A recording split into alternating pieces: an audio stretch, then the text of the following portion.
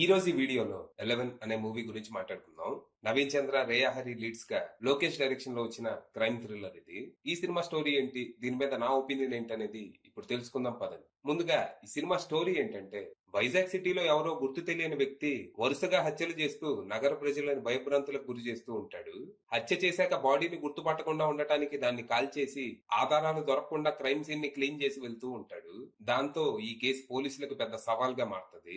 ఒక్క చిన్న క్లూ కూడా దొరకపోవడంతో కనీసం విక్టిమ్స్ ఎవరో కూడా తెలుసుకోలేని పరిస్థితి. కేసు అస్సలు ముందుకు కదలకపోవడంతో పోలీసులకి పొలిటికల్ ప్రెషర్, మీడియా మింగుడు ఎక్కువైపోద్ది. ఇదే టైంలో ఈ కేసుని హ్యాండిల్ చేస్తున్న ఏసీపీ రంజిత్ కి యాక్సిడెంట్ అవ్వడంతో ఈ కేసుని మన హీరో అరవింద్ కి అప్పగిస్తారు. తను చాలా తెలివైన ఆఫీసర్. ఎంత క్లిష్టమైన కేసు తనకు అప్పగించినా సాల్వ్ చేస్తాడని డిపార్ట్మెంట్ లో తనకి పేరుంటది. ఆ పేరుకు తగ్గట్టే కేసు టేకప్ చేసిన కొన్ని రోజులకే మనోడికి ఒక క్లూ దొరుకుతుంది. ఆ క్లూని బట్టి హంతకుడు సరిగ్గా 11 హత్యలు చేయబోతున్నాడని తెలుస్తుంది. మరి ఈ పరిస్థితుల్లో మన అరవింద్ ఏం చేశాడు? అసలు ఆ 11 మంది ఎవరు? వాళ్ళని ఎవరు ఎందుకు చంపుతున్నారు? రివెంజా, సరదానా, లేకపోతే క్షుద్ర పూజలు, బలిదానం లాంటివి ఏమన్నా ప్లాన్ చేశారా? అసలు ఈ 11 వెనక కథ ఏంటి? చివరికి ఈ కేసుని మన అరవింద్ ఎలా సాల్వ్ చేశాడు? హంతకుడిని ఎలా అడ్డుకున్నాడు అనేది మీరు సినిమా చూసి తెలుసుకోవాలి. ఇక ఈ సినిమా యావరేజ్ ఉందనిపించింది. అంటే సినిమా స్టోరీ లైన్ బానే ఉంది, అలాగే లాస్ట్ హాఫ్ అన్ అవర్ లో మంచి మంచి రివీల్స్ కూడా ఉంటాయి, కానీ మిగిలిన సినిమా మాత్రం నీరసమైన స్క్రీన్ ప్లే తో సాగుతుంది. అది కాకుండా ఈ సినిమాకి లాస్ట్ వీక్ రిలీజ్ అయిన ఒక థ్రిల్లర్ సినిమాకి చాలా పోలికలు ఉన్నాయి. రెండు సినిమాల్లో మేజర్ ట్విస్ట్ కూడా ఒకటే. కాకపోతే ఆ సినిమా కంటే ఈ సినిమాలో ఆ ట్విస్ట్ ని ఇంకా బెటర్ గా హ్యాండిల్ చేశారు. సినిమా స్టార్ట్ అవటం ఒక రాబరీ సీన్ తో ఓపెన్ అయింది. ఆ సీన్ ఎగ్జిక్యూషన్ చూస్తే వీళ్ళు దొంగతనం చేస్తున్నారా, స్కిట్ చేస్తున్నారా అర్థం కాదు. ఈ సీన్ ని వాడుకొని మన హీరో ఇంటెలిజెన్స్ ని, స్ట్రెంత్ ని చూపించాలని ప్రయత్నించారు. అంటే మనోడు ఒక టిపికల్ మాస్ హీరో అనమాట. తెలివిగా కేసులను సాల్వ్ చేయడంతో పాటు క్రిమినల్స్ ని పట్టుకోవడానికి సింహం సింగిల్ గా వస్తుందని ఒక్కడే వెళ్లి తన్ని తీసుకొస్తూ ఉంటాడు.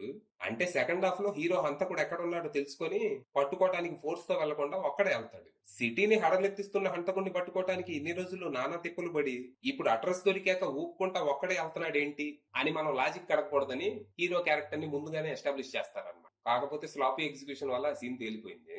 ఇక ఆ తర్వాత మెల్లిగా కథలోకి వెళ్ళినట్టే అనిపిస్తుంది, కానీ వెళ్ళదు. ఇక్కడ రెండు ట్రాక్లు నడుస్తూ ఉంటాయి. ఒకటేమో సీరియల్ కిల్లర్ కేసు, దీన్ని ఏసీపీ రంజిత్ హ్యాండిల్ చేస్తూ ఉంటాడు. ఇంకోటేమో హీరో హీరోయిన్ లవ్ ట్రాక్ అనమాట. హీరో ఏమో వేరే కేసులు ఏదో సాల్వ్ చేసుకుంటూ తిరుగుతూ ఉంటాడు. హీరోయిన్ ఏమో హీరో వెంట పడుతూ నన్ను లవ్ చేయి అంటా ఉంటాడు. ఇందులో సీరియల్ కిల్లర్ కేసునేమో వెనక బ్యాక్గ్రౌండ్ లో మాంటాజ్ లో చూపిస్తూ ఫ్రంట్ లో హీరో హీరోయిన్ ట్రాక్ ని తెగ ఎక్స్ప్లోర్ చేస్తారు. ఇది సహనానికి పరీక్షలా అనిపిస్తుంది. ఇక ఎప్పుడైతే ఈ కేసు మన అరవింద్ దగ్గరికి వస్తుందో అక్కడి నుంచి సినిమా ఇంట్రెస్టింగ్ గా మారుతుంది. అరవింద్ ఈ కేసుని టేకప్ చేశాక హంతకుడు తన ప్యాటర్న్ ని మారుస్తాడు. ఈ మార్పు వల్ల అరవింద్ కి హంతకుడిని పట్టుకోవడానికి ఒక చిన్న క్లూ దొరుకుతుంది. ఆ క్లూని పట్టుకుని మెల్లిగా ఒక్కో చిక్కుముడి విప్పుకుంటూ వెళ్తాడు. ఇక ఇంటర్వెల్ ఎపిసోడ్ బాగుంటది. అలాగే ఇక్కడ వచ్చే ట్విస్ట్ కూడా పర్లేదు అనిపిస్తుంది. ఇక సెకండ్ హాఫ్ లో అసలు హంతకుడు ఎవరు, తన కథ ఏంటి అనేది చూపిస్తారు. అది చాలా సేపు చూపిస్తారు. కాసేపటికి డ్రామా కాస్త మెలో డ్రామాగా మారిపోద్ది. అంటే ఈ ఫ్లాష్ బ్యాక్ బానే ఉంటది, కానీ తెరకెక్కించిన విధానం చిరాకు తెప్పిస్తుంది. ఇక ఈ ఫ్లాష్ బ్యాక్ అయిపోయాక మాత్రం సినిమా పరుగులు పెడతది. లాస్ట్ అరగంట రివీల్స్ భలే ఉంటాయి. అసలు కొన్ని లాజిక్స్ మిస్ అయినా ఓవరాల్ గా హంతకుడు ఆడిన ఆట బానే ఉందనిపిస్తుంది. ఇక లాస్ట్ లో ఆ బ్యాంక్ రాబరీ సీన్ ని క్లైమాక్స్ కి లింక్ చేస్తూ బానే ముగిస్తారు. మొత్తంగా ఇంకొంచెం మంచి డైరెక్టర్ పడుంటే ఇంకో రాక్షసుడు అయ్యేది అనుకుంటూ థియేటర్ నుంచి బయటకు వచ్చాను. ఇక పర్ఫార్మెన్స్ విషయానికి వస్తే నవీన్ చంద్ర బానే చేశాడు, గానీ ఈ మధ్య తను ఇలాంటి రోల్సే ఎక్కువ చేస్తున్నాడు. మోసకొట్టుడు అయిపోతుంది. ఒక సినిమాకి ఇంకో సినిమాకి తేడా తెలియట్లేదు. అసలు బాగా టైప్ కాస్ట్ అయిపోయినట్టున్నాడు. ఇక హీరోయిన్ రేయాహరి గురించి పెద్దగా చెప్పుకోవడానికి ఏమీ లేదు. తనే ప్రొడ్యూసర్, సో తనే హీరోయిన్ అంతే. ఇక సినిమాలో మిగిలిన ఆర్టిస్టులు ఎవరి క్యారెక్టర్లు తగ్గట్టు వాళ్ళు పర్లేదు అనిపించారు. ఇక సినిమాటోగ్రఫీ, ప్రొడక్షన్ వాల్యూస్ డీసెంట్ ఉండగా డి ఇమాన్ అందించిన పాటలు, బ్యాక్గ్రౌండ్ స్కోర్ అట్టట్టా ఉన్నాయి. ఇక డైరెక్టర్ లోకేష్ విషయానికి వస్తే తన పనితనం జస్ట్ ఓకే అనిపించింది. సినిమాకు ఒక కన్సిస్టెంట్ టోన్ సెట్ చేయడంలో కంప్లీట్ గా ఫెయిల్ అయ్యాడు.